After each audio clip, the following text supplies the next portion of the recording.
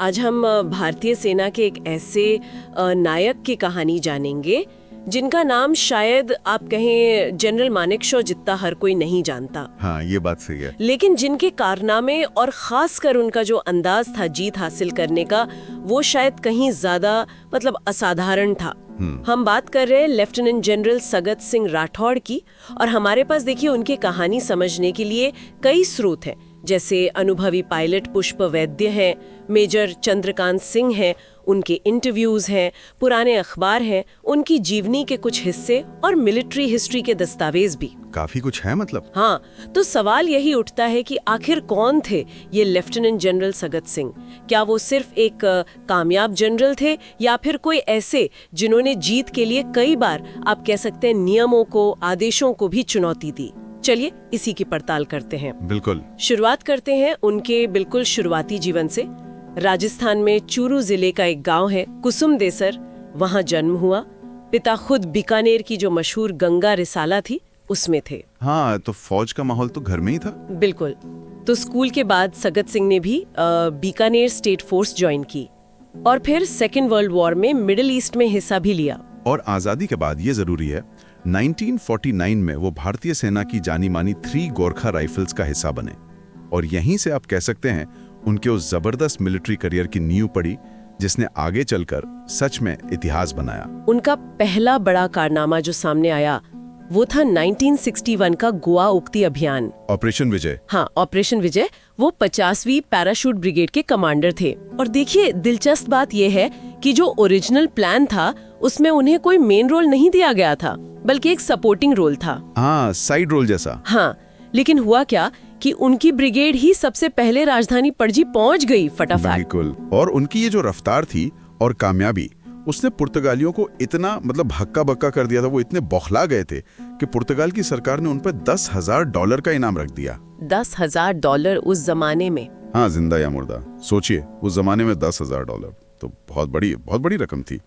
कहते हैं लिस्बन की गलियों में उनके पोस्टर तक लगे थे। वाह, कमाल है। अच्छा, इसके बाद आता है 1967 का नाथुला संघर्ष। वो भी एक अहम पड़ाव है। बिल्कुल बिल्कुल। सिक्किम में। हाँ। सिक्किम में 17 माउंटेन डिवीजन के जीओसी थे वो, जनरल ऑफिसर कमांडिंग। और वहां उन्होंने चीन को जैसे कहते हैं मुंह तोड़ जवाब दिया। हुआ ये कि चीन ने कहा कि नाथुला और जलेपला पोस्ट खाली करो। धमकी दी थी उन्होंने। हाँ, तो ऊपर से आदेश भी थे। और यहाँ तक कि कुछ रिपोर्ट्स ये भी कहती हैं कि उस वक्त के आर्मी कमांडर जनरल मानेकशॉ ने भी इशारों में कहा था कि पीछे हट जाना ठीक रहेगा। लेकिन सगत सिंह ने नाथुला से हटने से साफ इनकार कर दिया। और ये फैसला देखिए कितना अहम साबित हुआ। कुछ ही दिन बाद झड़पें हुई और चीन को भारी नुकसान उठाना पड़ा। अंदाजा है कि करीब 400-500 चीनी सैनिक मारे गए। बाप रे। जबकि जलेपला, जहां से दूसरी यूनिट पीछे हट गई थी, वो आज भी चीन के कब्जे में है। तो सगत सिंह की जिद ने, उनकी दृढ़ता ने नाथुला को भारत के पास रखा। और ये 1962 के हार के बाद सेना का मोराल बूस्ट करने वाली एक बहुत बड़ी घटना थी। सही बात है। अच्छा, इसके बाद उन्होंने मिजोरम में भी एक जरूरी भूमिका निभाई। तब वो 1-1 कम्युनिकेशन जोन के जीओसी थे और मिजोरम में उग्रवाद बहुत ज्यादा था। हाँ, और कहा जाता है कि सिर्फ 1 साल के अंदर उन्होंने वहां हालात काबू में कर लिए, शांति बहाल कर दी। और इसी कामयाबी के लिए उन्हें परम विशिष्ट सेवा मेडल PVSA मिला था। लेकिन लेफ्टिनेंट जनरल सगत सिंह की जो सबसे ज्यादा चर्चित और शायद सबसे ज्यादा क्या कहें विवादास्पद भूमिका रही, वो थी 1971 के युद्ध में, बांग्लादेश मुक्ति संग्राम के दौरान। आईवी कोर कमांडर के तौर पर। हाँ, आईवी कोर के कमांडर।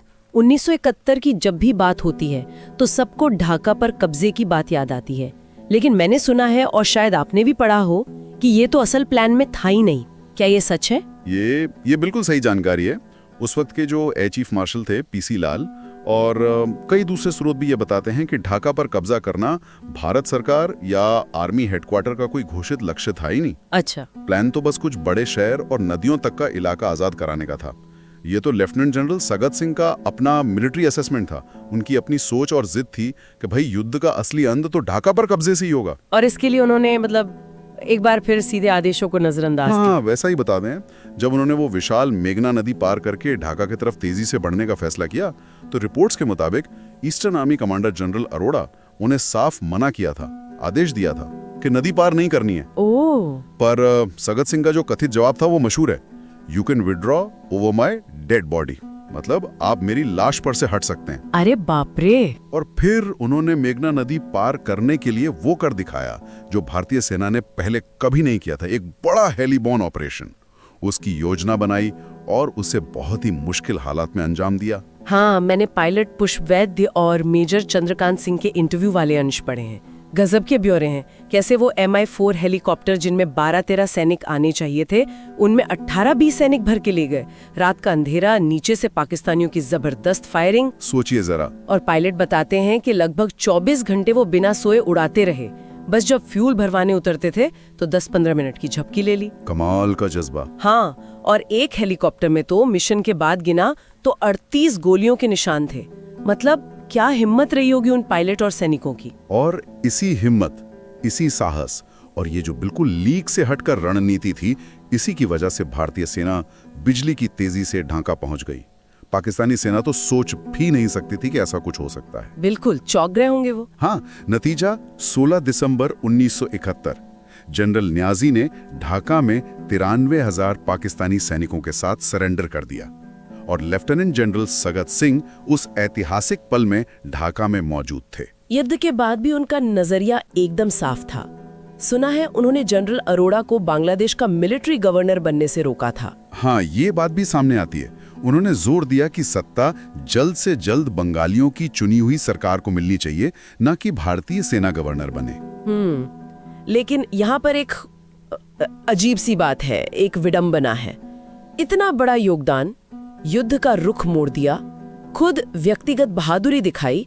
एक इंस्पेक्शन के दौरान उनके हेलीकॉप्टर पर गोलीबारी हुई और वो घायल भी हुए थे। हाँ, वो घायल हुए थे उस घटना में। इसके बावजूद उन्हें पद्म भूषण मिला, जो एक सिविलियन सम्मान है, PVSM मिला, पर कोई बड़ा वीरता पुरस्कार जैसे महावीर चक्र वो नहीं दिया गया। जबकि उनके अंडर काम करने वाले इसी हेलीबॉर्न ऑपरेशन में जो एयरफोर्स के कमांडर थे, air vice marshal Chandan Singh, उन्हें महावीर चक्र मिला था। तो फिर सगत सिंह को क्यों नहीं? इसकी क्या वजह हो सकती है? मतलब ऐसा क्यों हुआ होगा? देखिए, इसके कई कारण सोचे जाते हैं, बताए जाते हैं। शायद जो आला अधिकारी थे जैसे जनरल अरोड़ा और कुछ हद तक शायद मानिक शाह से भी उनके रिश्ते बहुत सहज नहीं थे, कुछ तनाव रहता था। अच्छा। उनका अपना व्यक्तित्व बहुत मजबूत था, वो स्वतंत्र सोच वाले थे, बेबाक थे, किसी के दबाव में आने वाले नहीं थे। कुछ एनालिस्ट ये भी मानते हैं कि शायद उस वक्त की जो पॉलिटिकल लीडरशिप थी, वो इतने इंडिपेंडेंट माइंड वाले, इतने बोल्ड फैसले लेने वाले मिलिट्री कमांडर से शायद थोड़ा आशंकित रहती हो। उनकी तुलना अक्सर जनरल पैटन और रोमल जैसे महान लेकिन बहुत ही स्वतंत्र मिजाज वाले फील्ड कमांडरों से होती है। तो लेफ्टिनेंट जनरल सगत सिंह राठौड़ की कहानी वाकई हमें सोचने पर मजबूर करती है कि क्या एक कमांडर का बेहतर नतीजे के लिए देश के हित में आदेशों की सीमा को लांघ जाना, क्या ये मिलिट्री अनुशासनहीनता है या फिर ये उसकी असाधारण स्ट्रैटेजिक समझ, उसके साहस और लीडरशिप का सबूत है। और ये सवाल भी उठता है कि इतिहास अपने नायकों को कैसे याद रखता है ना, कैसे सम्मान देता है।